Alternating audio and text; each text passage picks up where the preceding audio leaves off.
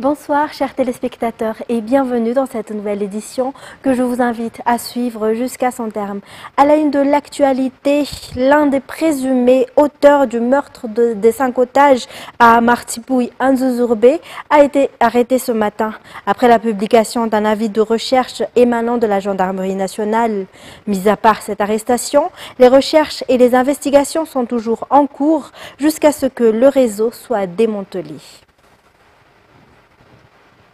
Et on poursuit avec les actualités sociales où la population de Neuf-Fouctan du 6e arrondissement a reçu ce jour du riz émanant du gouvernement à travers la députée Irmar élue dans cette localité. Ce n'est qu'un début car l'aide aux personnes vulnérables se poursuivra selon le défi lancé par le président de la République Anjradoueln au début de son 2e mandat. Détails sur les images de Yves Janel.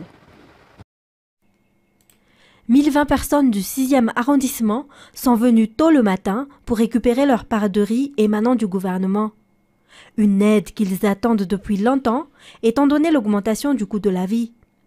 Leurs dépenses vont ainsi diminuer grâce à cette aide pour laquelle ils remercient le gouvernement. Le président de la République Anjradoueln se préoccupe du bien-être social des Malgaches, notamment des familles pauvres, au cours de ce 2e mandat. De nombreuses activités sociales ont été réalisées, à commencer par la distribution de Vatsimben pour soutenir les parents à scolariser leurs enfants. Cela se poursuit avec la distribution du Vartsinz que le député Irmar Tante Lirazanamandimsu a distribué ce matin. Les chefs de Fouctan, le district, la présidence de la République et les forces de sécurité ont participé à la distribution. Et 2 grandes maisons et une en bois ont été victimes d'un incendie dans la nuit du vendredi soir à Vasakos, Antomadink. Ce sinistre a occasionné 25 familles sans abri. Samedi matin, le député du 1er arrondissement, Augustin Ndjamananour, est venu sur place, apportant de l'aide aux sinistrés. Indeniana Martina, Sai Sylvain et Sech Andjanap. Il ne reste que cendres et débris.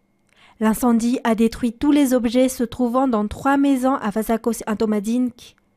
L'incendie s'est produit samedi au petit matin.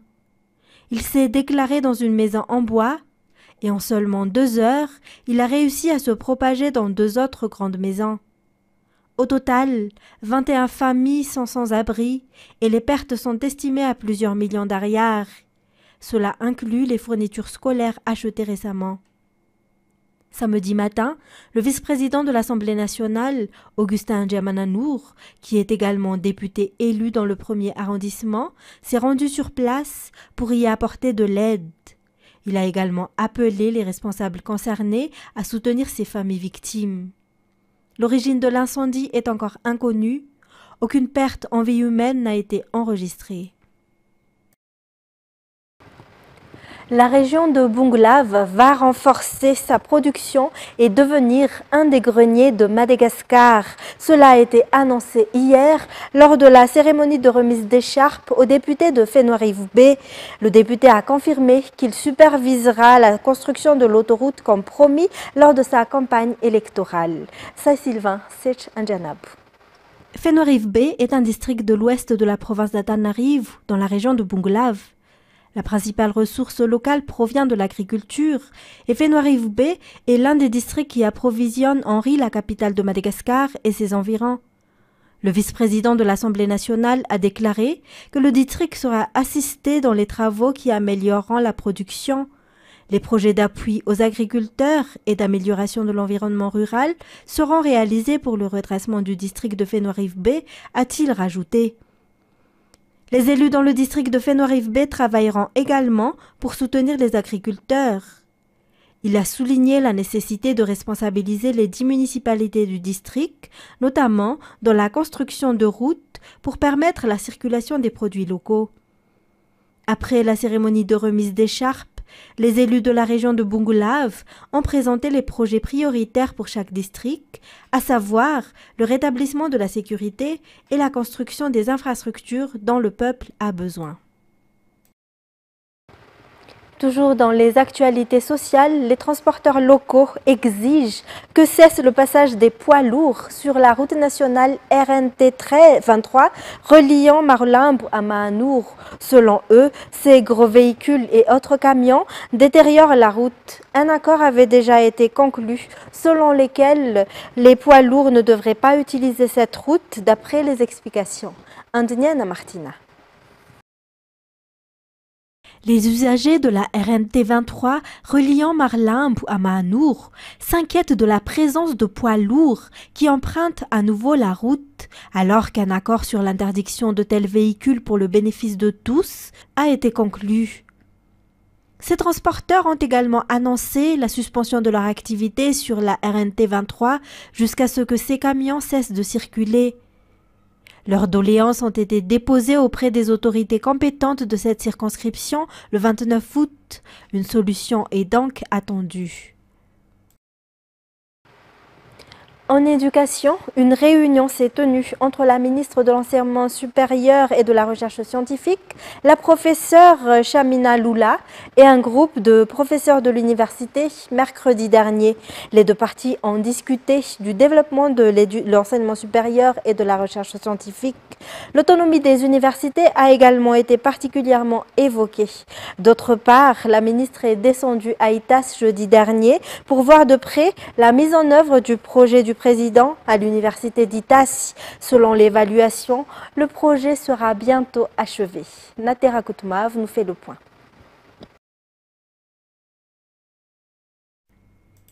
Parmi les objectifs du ministère de l'Enseignement supérieur et de la Recherche scientifique et un groupe d'enseignants des universités figure le développement de l'enseignement supérieur et de la recherche scientifique. Les deux parties collaboreront ainsi pour atteindre cet objectif commun. Sa réalisation a été discutée lors de la réunion du collectif des professeurs avec la ministre, la professeure Chamina Loula, mercredi dernier. La ministre a déclaré qu'elle a pour vision de donner un enseignement de qualité, et cela le plus tôt possible, raison pour laquelle cette rencontre est une priorité afin que la vision puisse se concrétiser. Par ailleurs, jeudi dernier, la ministre de l'Enseignement supérieur et de la Recherche scientifique a constaté l'avancement des travaux pédagogiques et la mise en œuvre du projet présidentiel à l'université d'ITAS. Les travaux se poursuivent et bientôt, les infrastructures seront prêtes selon l'évaluation faite par la ministre. L'université d'ITAS compte 4 filières, 16 mentions et 20 cours. Au cours de l'année universitaire 2023-2024, le nombre d'étudiants a atteint 2300 selon le directeur de cette université. L'Mpox ou variole du singe reste une maladie dangereuse et l'OMS continue de sensibiliser l'opinion publique. La transmission rapide de cette maladie est la raison de cet appel à la vigilance internationale d'après un médecin. Selon ce dernier, cette maladie peut être évitée, mais cela dépend de la prise de responsabilité de tout un chacun. Andiniana Martina, Sai Sylvain et Nza Ranjiansu. L'Mpox ou variole du singe est une maladie découverte en 2022, si elle était restée silencieuse jusque-là. L'année 2024, le nombre de personnes diagnostiquées portant la maladie a augmenté jusqu'à 160%. Selon l'enquête, il existerait une nouvelle forme de la maladie Mpox qui se propage plus rapidement. C'est pourquoi l'OMS ou Organisation internationale de la santé a lancé une alerte. Cette maladie peut être prévenue, a déclaré le Dr Fid Barnien. Cela commence par la manière d'interagir avec les gens, c'est-à-dire le respect des gestes barrières, et par le renforcement du système immunitaire. Selon les statistiques internationales, il n'y a eu aucun cas de variole du singe à Madagascar, contrairement à certains pays africains. La variole du singe commence par ailleurs à se répandre en Europe et en Amérique. Côté sport, 80 athlètes malgaches font partie des groupes des Olympiens. Les Olympiens, ce sont les athlètes qui ont participé aux Jeux Olympiques. Ils ont apporté plus de précision concernant leur statut lors de la célébration de la Journée des Olympiens à Annalakil hier. Andiniana Martina, Sai Sylvain et Nza Ranjiansu. C'était en 1964 que Madagascar a participé pour la première fois aux Jeux Olympiques. C'était les Jeux Olympiques de Tokyo. 5 athlètes y ont participé. Après les Jeux de Tokyo 2020, qui ont vu la participation de 6 athlètes, le nombre des Olympiens qui ont fait la fierté des Malgaches est passé à 75, auxquels s'ajoutent les 7 qui ont participé aux JO de Paris cette année. Hier, les Olympiens ont célébré la journée qui leur est dédiée. L'événement s'est déroulé sur le parvis de l'hôtel de ville. Les nouveaux Olympiens y ont été présentés, ainsi que toutes les étapes qu'ils ont franchies et leur expérience lors des JO. Les Olympiens ont pour objectif d'encourager les jeunes sportifs à donner le meilleur d'eux lors des compétitions. À cette occasion, il y a eu également la présentation des disciplines présentes aux Jeux olympiques ainsi que les Jeux extrêmes. Dans les actualités internationales, l'armée israélienne a annoncé avoir retrouvé les corps des 6 otages dans un tunnel situé dans la zone de Rafah, dans le sud de la bande de Gaza. France 24. Leurs visages sont affichés par la télévision israélienne et leur nom égrené. Ces 6 personnes, otages du Hamas depuis le 7 octobre, ont été retrouvées sans vie par l'armée israélienne à Gaza. Quiconque tue des otages ne veut pas d'un accord. De notre côté, nous n'abandonnerons pas. Le gouvernement d'Israël et moi-même sommes engagés pour obtenir un accord pour libérer nos otages. Un accord qui garantit notre sécurité et notre existence. Le Hamas, lui, rejette la responsabilité de ces morts sur l'armée israélienne. 5 otages sur les 6 ont été enlevés par le groupe islamiste au festival de musique de Nova. Parmi eux se trouvait un Israélo-américain, Hersh Goldberg-Polin.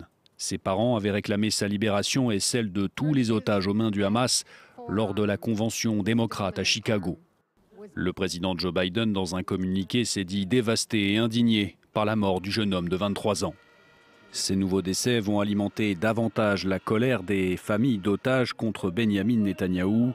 Hier samedi, et comme chaque semaine, des milliers d'Israéliens ont manifesté pour réclamer la libération des otages et la conclusion d'un accord de cessez-le-feu.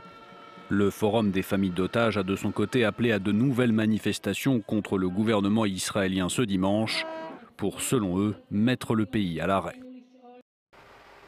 Les Nations Unies, en collaboration avec les autorités sanitaires palestiniennes, ont commencé à vacciner 640 000 enfants dans la bande de Gaza ce jour. Israël et le Hamas ayant accepté de faire une brève pause dans la guerre pour permettre cette campagne. France 24. Cette mère de famille est soulagée. Sa fille vient de recevoir à l'hôpital la première dose de vaccin contre la polio. Elle est rassurée de savoir que la campagne de vaccination a aussi commencé ailleurs dans la bande de Gaza, auprès des familles. J'étais très inquiète car je devais être à l'hôpital pour ma fille, mais mon autre enfant, lui, est resté sous la tente. J'attendais que la campagne commence pour que tous puissent en bénéficier. Cette campagne vise à vacciner plus de 640 000 enfants de moins de 10 ans. La polio, éradiquée à Gaza depuis 25 ans, est réapparue dans l'enclave palestinienne, un premier cas détecté le mois dernier chez un bébé. Le virus, très contagieux, se transmet par les selles ou les sécrétions d'une personne infectée et peut également être attrapé par l'eau et les aliments contaminés. La campagne a commencé dès samedi avec un jour d'avance par rapport au calendrier annoncé par l'ONU. Elle se poursuit désormais à plus grande échelle et coïncidera avec les pauses humanitaires décrétées conjointement par le Hamas et Israël. Mais selon le ministère de la Santé affilié au Hamas, les créneaux horaires sont insuffisants.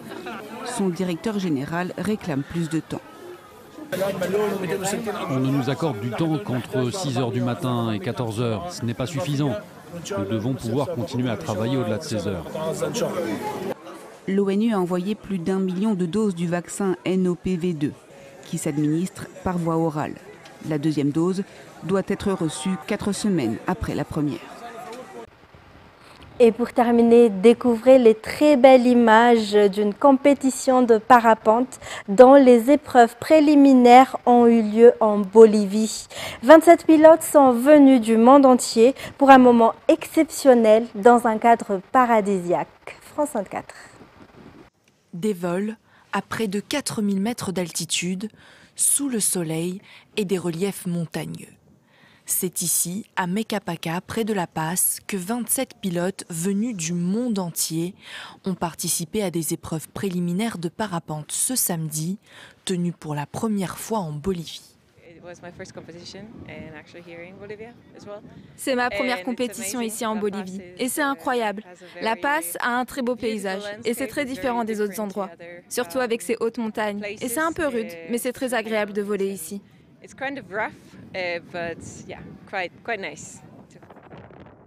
Mais ici, les pilotes ont dû anticiper et mieux se préparer, notamment en raison de l'altitude et des conditions météorologiques.